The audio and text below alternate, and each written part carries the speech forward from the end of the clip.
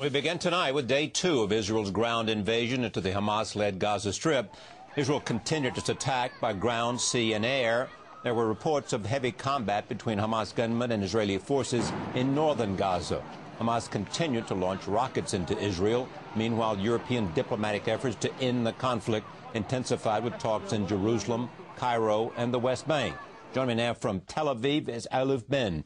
He is a political analyst and editor-at-large for the Israeli newspaper Haaretz. Joining me from Washington, David Ignatius, columnist for the Washington Post, Ghaith al-Omari of the American Task Force on Palestine. He's been an advisor to Palestinian Authority President Mahmoud Abbas. Also with us, Martin Indyk, a former U.S. ambassador to Israel. He has a book out called Innocent Abroad, an intimate account of American peace diplomacy in the Middle East. I began with Aluf. Tell me what the moment is in Israel tonight and what is the debate there, and how do people in Israel see how long this will last and what it will accomplish? Well, the government here wants to end it with some sort of achievement, which they feel has not been reached yet. And therefore, they argue that they are going to keep the military pressure and maybe even expand it to some sort of siege of Gaza, or even going deeper into the built-up areas there to hunt for Hamas fighters, unless and until the international community comes up with a satisfying ceasefire arrangement. What would be a satisfying ceasefire arrangement? That may take several days. It may take a week. And what would it consist of? The main thing that the Israeli government is... Well, the main thing that worries the Israeli government is the ongoing stream of weapons into Gaza. So they're trying to devise, with American assistance, some sort of international mechanism that will somehow oversee the border between Egypt and Gaza and track down and prevent these arms smuggling. Martin, let me go to Washington. They believe that after weakening... No, go ahead, Aluf. Well, Washington is now... the American administration is working behind the scenes. Most of the overt diplomatic effort is led by Europeans, by Egyptians. We had President Sarkozy here today in Israel. He's going to Damascus tomorrow. Most of these efforts are aimed at halting the fire, opening the crossings to Gaza to enable humanitarian aid and all kinds of other supplies to go in there, while strengthening the border regime to prevent further arms supplies into Gaza to the hands of Hamas. But I think all of these efforts and all of these proposals do not intend to overthrow Hamas rule in Gaza. They all intend to keep Hamas there, I guess fearing that if Hamas is gone, we're going to end up dealing with all kinds of warlords and gangs there. And there will be no central authority. Okay, we've got a little delay here, so let me interrupt you and go to the people in Washington, and we'll come back to you. Martin, tell me what you think the calculation is of the Israeli government. Why now, why this, and how long will it take to achieve their objectives? Well, I think that this is very much Ehud Barak's war. And he's made it clear that he wants it to be seen that way by being the one who is on the international stage making the announcements. From what I know of Ehud Barak, he is focused very much on the timetable and exit strategy. He has 2 dates in mind, I suspect. One is January 20th, when Obama enters the Oval Office. And the other is February 10th, when he, Ehud Barak, faces the Israeli electorate in a general election. I think that his objective, and Aluf referred to this, is not to topple Hamas, not to have Israel responsible for governing Gaza again, but to go in and weaken Hamas so that a new ceasefire can contain it more effectively and reduce its ability to operate against Israel, fire rockets into Israel, or smuggle offensive weapons into Gaza. And so, as Aluf laid it out, I think his timetable is another week of military action to degrade Hamas's military capabilities, and then a week of diplomatic activity so that January 20th, Obama comes in and works out a ceasefire arrangement, and Barak can go to the electorate with some kind of victory. Of course, it requires Hamas to play along with this game, and I'm not sure that they will. When you look at what's going to happen on the ground and the number of casualties, how important is world opinion and the Arab street? I think it's a very good question, Charlie, and it's important to understand that Hamas and Israel are playing to two different audiences. Hamas is playing to the Arab street and the Muslim street. And you don't see a lot of Hamas spokesmen on places like CNN, let alone Fox News. What you see is spokesmen like Saab Barakat and Hanan Ashrawi, who are not exactly enamored of Hamas. They represent Fatah, or the Palestinian Authority that rules in the West Bank, but rather in Gaza. Israel is all over the Western news stations, putting forward its best case there. Because it's playing for Western public opinion, and particularly American public opinion. So we're seeing a very different kind of war of the airwaves, and I would say they're both doing relatively well in their amongst their two separate audiences. But I think that it leads to two different results. On the Israeli side, the longer the operation goes on, the more civilian casualties in Gaza, the worse they do in public opinion. And as I said, I don't think they want to be in a situation where Barack Obama has to decide whether he's going to support them or criticize them. So I think their next move is, say, to accept a ceasefire as long as the terms are acceptable.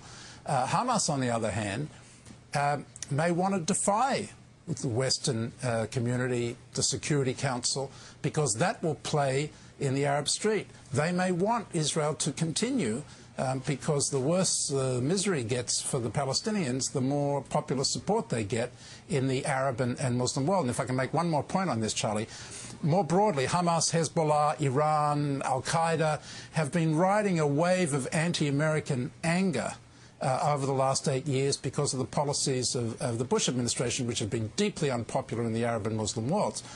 They were very worried by Barack Hussein Obama and his rise as the first African-American president, that he would take away that wave of anti-American anger. I think they see this conflict as a way of neutralizing his impact before he even gets into office.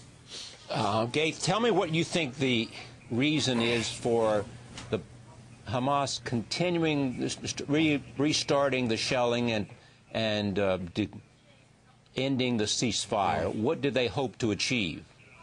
I think they were hoping to achieve some political gains out of this. They counted that Israel will react disproportionately. That's what Israel did. And now basically they're capitalizing on the misery and on the death. They're trying to achieve better conditions for a future ceasefire. They're trying to come up with any gain, even the slightest gain, to be able to say to their public that, look, through resistance, through violence, we achieved political means. Abbas, on the other hand, through negotiations, through peaceful means, achieving nothing. So they're gaining from this. And also keep in mind that Hamas is not acting in isolation. Hamas is an interesting nexus between the Muslim Brotherhood, the Sunni Islamist extremism, and Iran, the Shia Islamist bastion. And both Iran, Hezbollah, and the Muslim Brotherhood have been waging a concerted diplomatic and media attack against Egypt in particular, but also Saudi Arabia and Jordan to a lesser extent. They are trying to strengthen their hold. They're trying to ride, as Martin said, the anti-Americanism and the anti-Israel sentiment. And Hamas is hoping to achieve some political gains from that. That's why any ceasefire that will be achieved should not give Hamas any political benefits. Hamas should not come out on this on top. The people of Gaza, unfortunately, are the victims in this, and Israel should be more considerate in its military operation. But ultimately, Hamas, I think, does want this to continue. David, how do you measure the Hezbollah parallel that took place where Israel came out, even in its own investigations, in a bad way? Well, the similarity for me now as in 2006 is it's not clear how Israel ends the conflict in a way that the gains are significant. As Martin and others have said, this is likely to end with a ceasefire.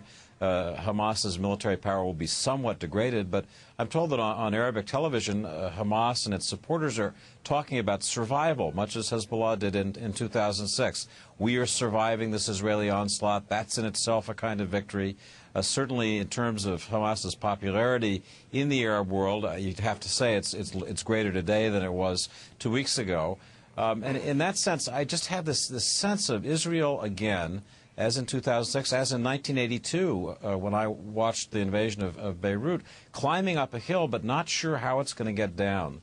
And I just think there is this cycle of decisive Israeli military action that doesn't, in the end, produce political benefits for Israel, and in the end, you can argue, doesn't produce the security benefits that Israelis want. So I'm struck with this question. How does this thing end in a way that stabilizes as opposed to destabilizes? How does it end, Martin?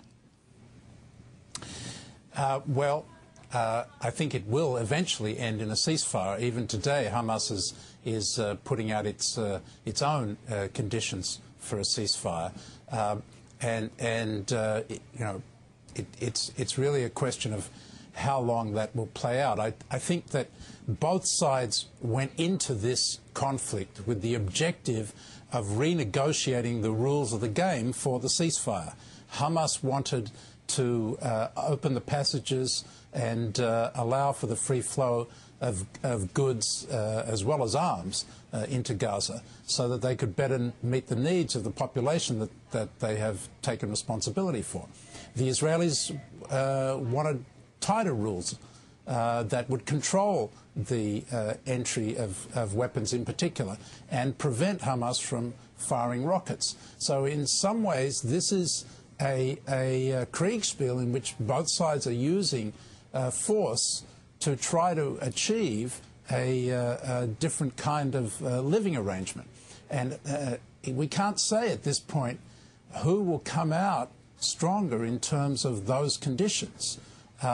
Israel has some bargaining advantage in the sense that as long as it can continue to put military pressure on Hamas, hold territory in Gaza, it can use those as bargaining chips for eventually achieving the ceasefire. But Hamas, you see, Hamas is in the dilemma here. Hamas took control of territory by force, but in doing so, it moved from being a terrorist organization to being a terrorist government, and with responsibility for territory.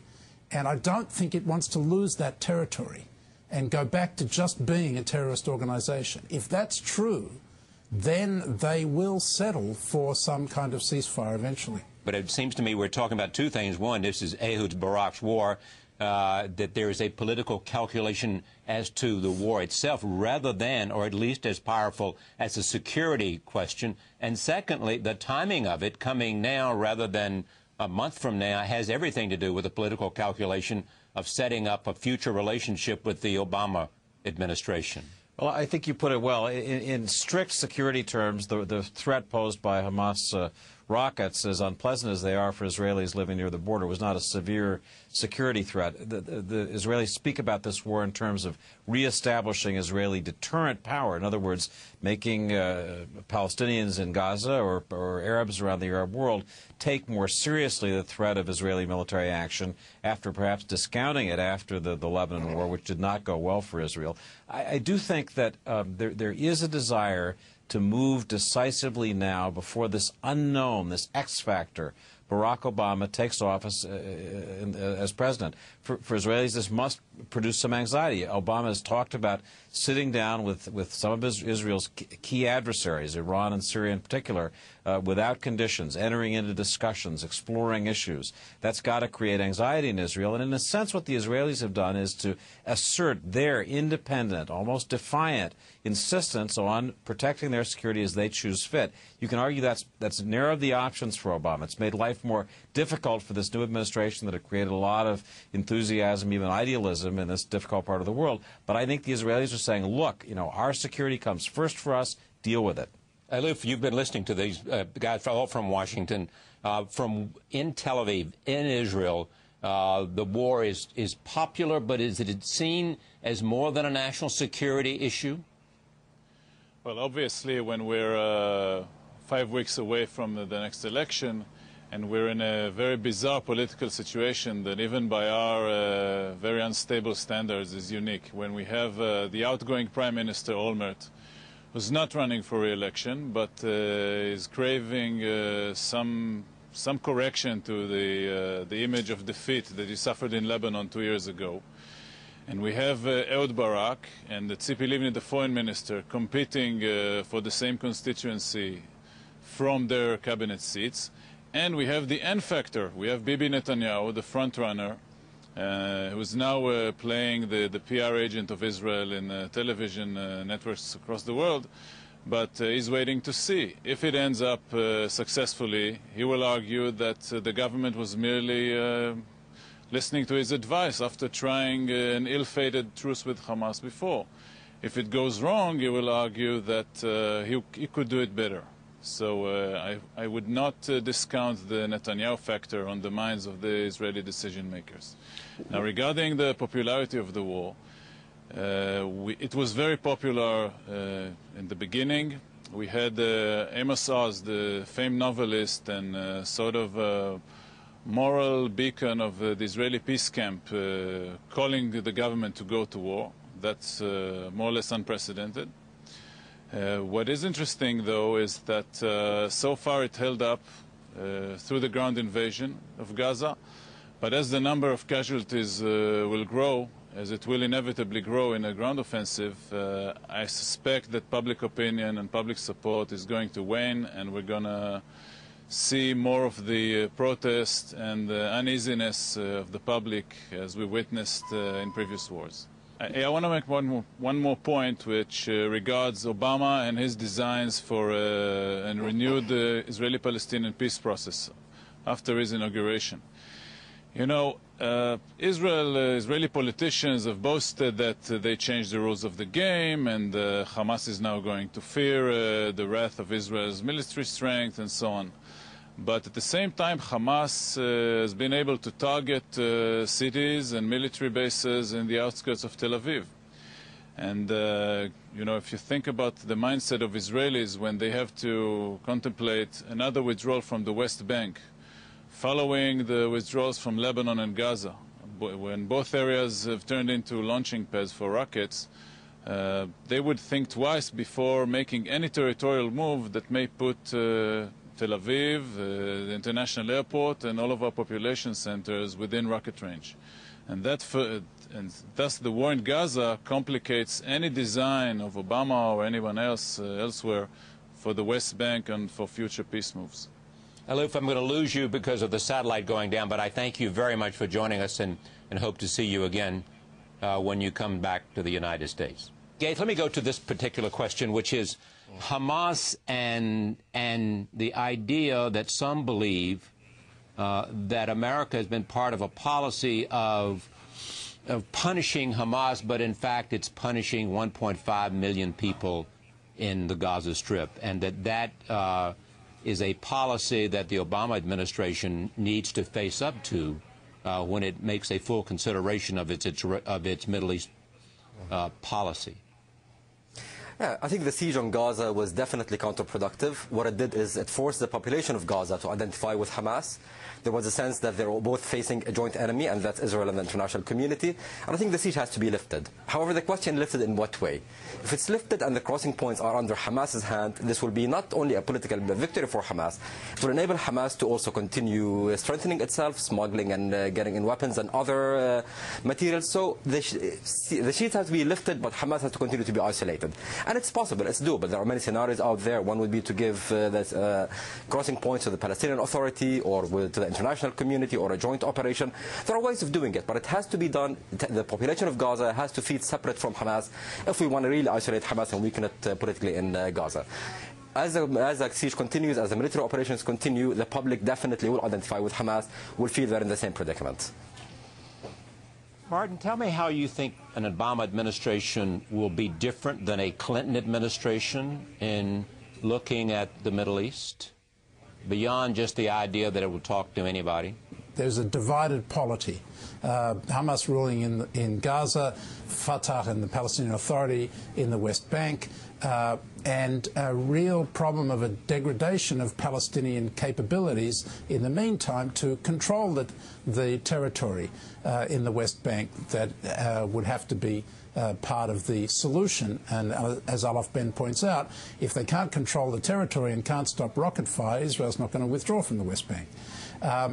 It's not clear what government will be in Israel, but if it's a Netanyahu-led centre-right government, then it's going to be a far cry from the Rabin government of 1993. And the overall strategic context is not favourable to the United States. Instead of the Soviet Union collapsing, we have the rise of Iran and its axis that with Syria, Hezbollah and Hamas is essentially giving Iran an opportunity to make a bid for dominance, not just in the Persian Gulf, but in the broader Arab arena as well. And the United States is engaged in two hot wars that are far from over in Iraq and Afghanistan. Even though we're making progress in Iraq, we're losing in Afghanistan. And our overall influence, our soft power as well as our hard power, has been degraded over the Bush years.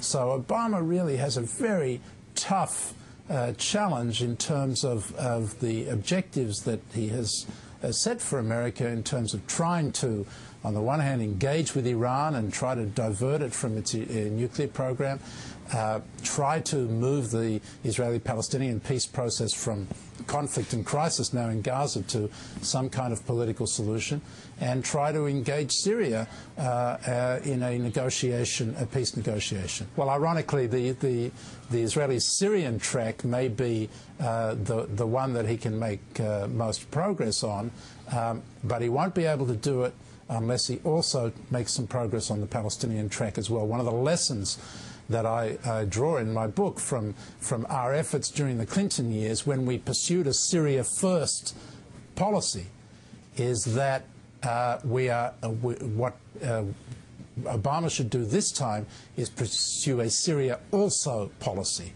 That is, pursue both a Palestinian and a Syrian resolution. If he just focuses on the Syrians, he'll find that he wastes 8 years. In effect, that's what Clinton ended up doing. So where are the Arab countries now, David?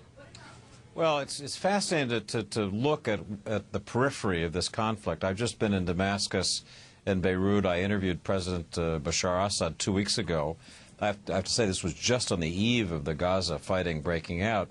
But Assad, in his comments to me, expressed what sounded like seriousness about pursuing what are now indirect negotiations with Israel, but saying he was prepared to move to direct negotiations again if the U.S. would join as a sponsor. Interestingly, he said, I'd also like to see a Palestinian track. I'd like to see negotiations between Israel and Lebanon. I'd like to see a series of negotiations take place, and Israel is not unhappy to be going first in that process. So you have on the sidelines one player, Bashar Assad, really inviting a continuing American and Israeli diplomacy. So that's an opportunity for Obama. A second interesting fact is that for all of the intense rhetoric we've been hearing from Hassan Nasrallah, the leader of Hezbollah in Beirut, since this conflict began in Gaza, we have not seen missiles flying from Lebanon. In other words, there's not a second front that's been opened up against Israel. Israel would be very vulnerable to those missile attacks because Hezbollah has been significantly resupplied. But those missiles are not being launched, I think, because Hezbollah knows that it needs to be Lebanese, that the Lebanese would be very unhappy if Nasrallah and Hezbollah, the Shiite militia, jumped in support of these Palestinians in Gaza. So they're forbearing. That leaves Iran, in a sense, profiting, certainly in terms of its rhetorical agenda, from all of the chaos, the images that are being seen on television. But I do think, as Obama prepares to come into office, he needs to keep his eye focused on the need to break with the policies that we've been pursuing. And Martin summed up so well, and for me painfully listening to it, the difference between today and 8 years ago, how much more dismal the outlook is in the Middle East, how shattered all of the forces for peace and stability are. Somehow Obama has to find a way to reconnect those pieces. It's the hardest challenge he faces, arguably the hardest challenge any American president faces, but he does need to come in not attached to the policies of the preceding administration, obviously, or of our great ally Israel. He needs to come in with his own vision.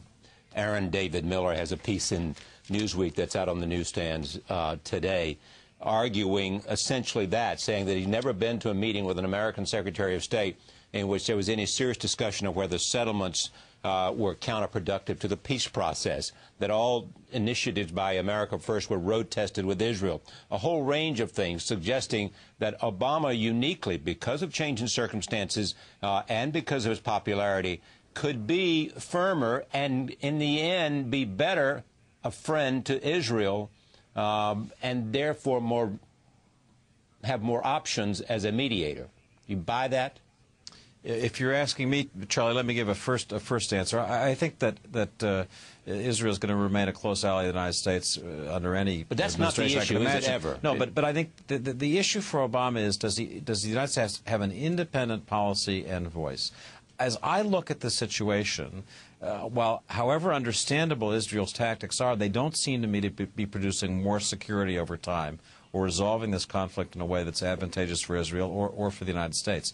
So I do think Obama needs to come with ways to break out of this impasse. We're looking at an impasse, and the question is, how do you escape that? And I hope very creative thinking is being applied. And yes, I mean, to break out, you do need to have an independent U.S. policy. Well, I agree with the general proposition that the United States has to have an independent policy. But Aaron Miller and I were in the same peace team.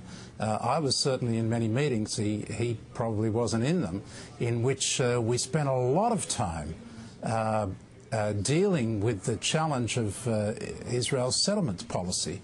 And as ambassador in Israel, I spent a lot of time speaking out against that policy. I have the scars to show for it, and delivering harsh letters from President Clinton, in particular to Bibi Netanyahu, over that. The idea that we were only an amen corner for Israel is just a complete distortion of the reality of what happened in those days.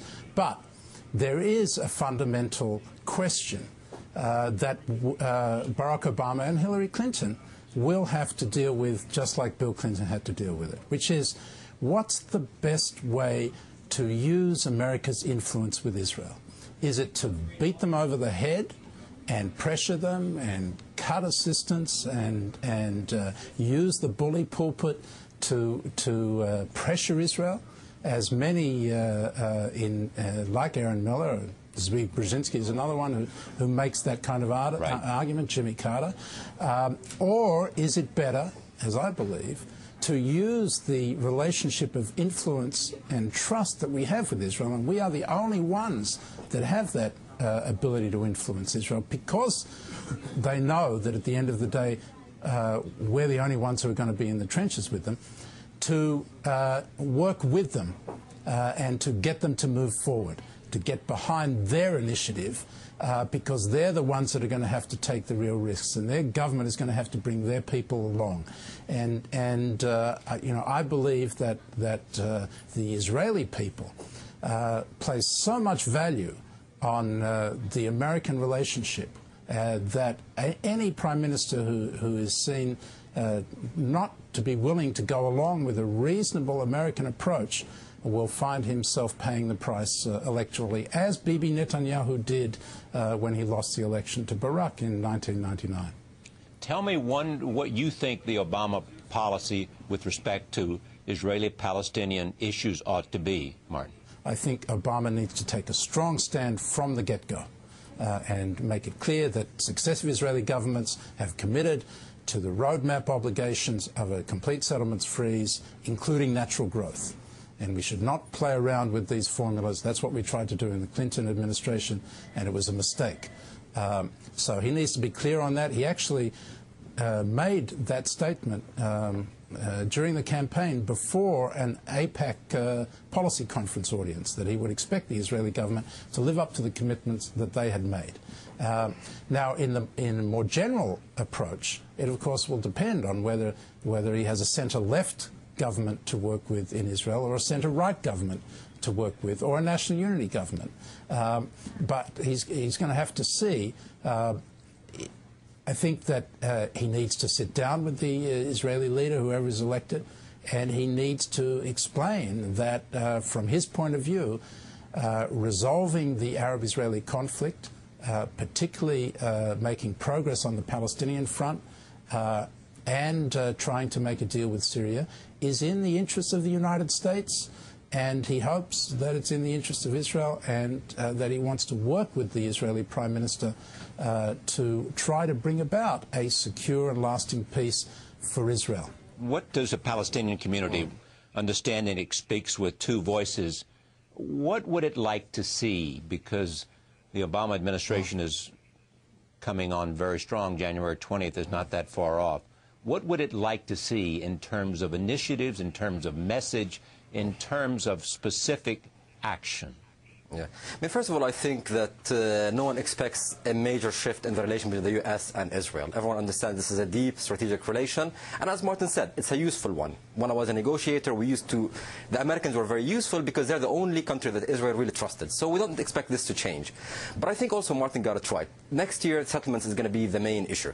If we can get a settlement freeze, this will change the political climate significantly there. I don't expect to see a breakthrough in the peace process, but we have to continue the negotiations to create the cover for other things that happen on the ground. I think both of Martin and Aloof both mentioned the issue of security, and we expect to see more continued American support for building Palestinian security capabilities and establishment. This is the name of the game, and this is what we expect to see. We expect I think this will be a very important shift. The main thing is to see engagement, early on engagement, with focus on settlements and developing things on the ground while the peace process takes its course. One last thing, though, the point on Syria that was mentioned earlier. It's easy to think of Syria as the easy track, but I would caution against that. The issue of Syria is not only the Golan Heights, a peace deal with Israel. The issue with Syria is Iran, it's Lebanon, it's many other things. And I think, as David said, Syria wants the United States to be on the table with Syria so that they can gain a political advantage from that. So as the U.S. talks to Syria, I think the U.S. has to be very clear in maintaining its conditions and its national interest. And as the U.S. talks to Israel, this is a point where the U.S. also has to be very clear on its national interest vis-a-vis Syria, and not allow Israel to go on a track with Syria that might endanger other U.S. interests in the region. Martin Indyck's book is called Innocent, a Broad and Intimate Account of American Peace Diplomacy in the Middle East. And there is a comment on the back by David Ignatius, says, the ultimate inside account of the machinations of the modern Middle East. Indyck has lived this story now for several decades, and he provides the most vivid cameos and snapshots of the personalities of the region since Henry Kissinger's memoir of his shuttle diplomacy years. And it goes on from there. David? Thank you, David. I would say thanks is in order, Martin. It's a very good book. I mean it. Thank you, Charlie. Thank you all very much. We'll be right back.